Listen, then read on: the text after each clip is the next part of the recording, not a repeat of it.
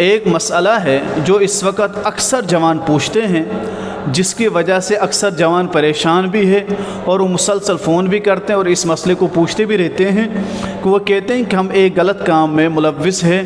اب ہم آپ سے یہ پوچھنا چاہتے ہیں کہ ہم اس کام سے کیسے نجات پائیں، اس کام سے ہم کیسے بچیں اور کیسے دور رہیں، کیونکہ یہ کام ایک گناہ کا کام ہے۔ وہ کام کیا ہے؟ یعنی ہینڈ پریکٹس کرنا، یعنی مشت زنی کرنا، جس کی وجہ سے اکثر جوانوں کی جوانی ختم ہو چکی ہے، صحت خراب ہو چکی ہے۔ اب وہ پریشان ہے اور مسلسل یہی پوچھتے ہیں کہ ہمیں اس سے کیسے نجات ملے۔ اس کے بارے میں چند باتیں یاد رکھیں جس کی وجہ سے اگر ہم ان پر عمل کریں گے انشاءاللہ ثم انشاءاللہ ہمیں اس کام سے ہمیشہ کے لیے چھٹکارا ملے گا۔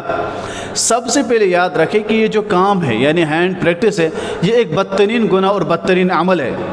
نبی پاک صلی اللہ علیہ وسلم نے فرمایا لعنت ہے ایسے شخص پر جو اپنے ہاتھوں سے اپنی خواہشات کو پوری کرے، اور اللہ تبارک و تعالیٰ نے بھی منع فرمایا ہے کہ ایسے شخص کو جو اپنے بیوی کے علاوہ اپنے خواہشات کو پوری کرے، یعنی جو حلال طریقہ اللہ نے رکھا ہے اس کے علاوہ وہ اپنے خواہشات کو پورا کرے، اللہ تبارک و تعالیٰ نے اس سے منع فرمایا۔ اور پاک پیغمبر صلی اللہ علیہ وسلم نے ساتھ میں بھی فرمایا کہ قیامت کے دن وہ شخص جو اس کام میں ملوث ہو اس کا ہاتھ حاملہ ہوگا، یعنی اس کے ہاتھ بچے جنیں گے۔ اتنا بدترین عمل ہے، ہمیں چاہیے کہ ہم اس سے بچیں، کیونکہ نبی پاک صلی اللہ علیہ وسلم نے منع فرمایا، قرآن پاک نے منع فرمایا، ہمیں چاہیے اس کام سے بچے۔ اس کام سے بچنے کا کیا طریقہ رہے گا اور اس کام کو کرنے کے ہمارے کیا نقصانات ہیں؟ نقصان تو یہ ہے کہ انسان کی جوانی ختم، صحت ختم، بچپن میں بوڑھا دکھے گا، آنکھوں کی روشنی کم، یاداشت کمزور، دل کمزور، ہمیشہ ڈر لگتا رہے گا، نہ اس کو کھڑا رہنے میں طاقت رہے گی، صرف بیٹھا رہے، سست، کاہلی، جسمانی اعتبار کمزوری، یاداشت، یہ تمام بیماریاں اس کو ہے۔ اس سے بڑھ کر یہ ہے کہ یہ نامرد ہو جاتا ہے، اپنی بیوی کے قابل نہیں رہتا، اور اسی طور پر یہ اگر بیوی کے ساتھ قابل تو ہو مگر خطرہ ہے کہ اس کو بچے نہیں پیدا ہوں گے، کیونکہ اس بندے نے اپنی جوانی کو پہلے ہی ختم کر چکا ہے۔ اور اسے بھی نقصان ہے کہ اللہ تبارک و تعالیٰ ایسے کام ملوث رہنے سے رزق کی تنگی کرتے ہیں، یعنی رزق تنگ ہو جاتا ہے ایسے شخص کو۔ یہ نقصانات ہیں اس بندے کے۔ اب اس کو کیسے کنٹرول کریں اور اس سے کیسے بچیں اور پھر ہماری جوانی کیسے واپس آئے، اس کے لیے چند باتیں یاد رکھیں۔ سب سے بڑا وظیفہ کہ آپ اس سے بچیں، اس کے لیے آپ کو چاہیے کہ آپ نکاح کریں۔ نکاح کے علاوہ نکاح سے بڑھ کر کوئی وظیفہ نہیں ہے کہ نکاح کریں گے تو آپ اس گندے کام اور بدترین کام سے آپ محفوظ رہیں گے۔ دوسرا یہ کہ نبی پاک صلی اللہ علیہ وسلم نے فرمایا کہ جب آپ کے نفساتی خواہشات بڑھ رہے ہو اور آپ کو خطرہ ہو تو روزہ رکھیں۔ دوسرا کام یعنی روزہ رکھے، پہلا تو نکاح ہے اور دوسرا انسان کو چاہے روزہ رکھے، جس کی وجہ سے انسان کا نفس کنٹرول میں آئے گا۔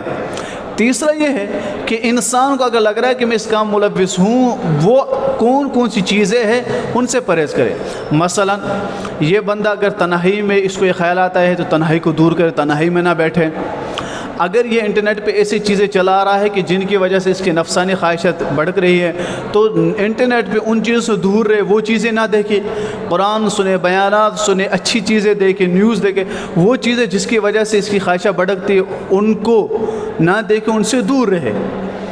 ان تمام چیزوں سے انسان کو چاہے دور رہے اور عبادت کرے، عبادت میں مشغول رہے، رب سے توفیق مانگے کہ ربا مجھے اس کام سے بچا، اور نیک لوگوں کی صحبت میں رہیں، برے لوگوں سے دور رہے، برے لوگوں کی صحبت میں بالکل بھی نہ رہے، کیونکہ وہ آپ کو ان کی صحبت کی وجہ سے آپ اس کام میں ملوث ہو جائیں گے۔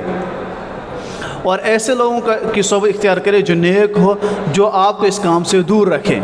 اور تمام وہ چیز جیسے لگا آپ کو تنہائی میں بیٹھنے سے، موبائل دیکھنے سے یا کسی کو دیکھنے سے خواہشات آتی ہے، نفس یا ذہن میں فطور ہے، تو ہمیں چاہیے کہ عبادت مشغول ہو، رب سے مانگے، پھر یہ ہوگا۔ اور ایک کام کر لیں کہ اپنے اوپر کوئی ذمہ کر لیں، مثلا اگر مجھ سے کام ہوا تو میں 500 روپیہ اللہ کے راہ میں دوں گا۔ جب ایسے آپ کو پیسے نکالنے پڑیں گے پھر آپ اس کام میں ملوث نہیں ہوں گے۔ اور اسی طور پر اپنی صحت کا خیال رکھیں، کیونکہ بیماریاں بہت ساری ہے، ان کو ذہن میں رکھیں کہ کہیں مجھ سے یہ بیماری نہ ہو، اور ورزش کرے، جم کرے، یہ چیزیں بھی آپ کو روکیں گی۔ آپ ان چیزوں کو یعنی جو جوانی آپ سے ختم ہو چکی اس کو کیسے واپس لائیں، اس کے لیے یاد رکھیں یہ جو ہم حکیموں یا ان کے پاس جاتے ہیں یہ وہ لوگ ہوتے ہیں جو آپ کو صرف بہکاتے ہیں۔ ان کے پاس علاج کے بجائے آپ یہ کریں کہ آپ وہ چیزیں کھائیں جو غذائیں، کیونکہ حکیم بھی کہتے ہیں جو نیچرل غذائیں ہیں ان کو کھاؤ، ان سے طاقت آئے گی۔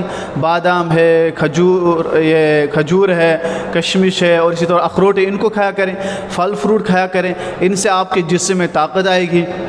اور اسی طور پر نماز اور قیام اور رکوع لمبا کیا کرے، ان سے بھی آپ کو طاقت آئے گی۔ آپ دیکھو اصحاب تھے وہ اتنی غذائیں نہیں کھاتے تھے، اتنی دوائی نہیں، پھر بھی ان کے اندر طاقت کیا تھی، وہ لمبا رکوع، لمبا سجدہ، لمبا قیام کرتے تھے، لمبا اور کھڑے رہتے تھے اچھے طریقے سے، اس کی وجہ سے ان کے اندر جسم میں طاقت آتی ہے۔ تو رب کی عبادت کرنے سے آپ کے جسم میں طاقت آئے گی، اور نیچرل جو غذائیں ہیں ان کو استعمال کرے تو آپ کے جسم میں طاقت آئے گی۔ جو آپ کی جوانی ختم ہو چکی ہے یہ پھر واپس دوبارہ لوٹ کر آئے گی، اور ان کاموں سے بچے اور اللہ سے مانگے کہ اللہ تبارک و تعالیٰ اس بدترین عمل سے ہماری حفاظت فرمائے۔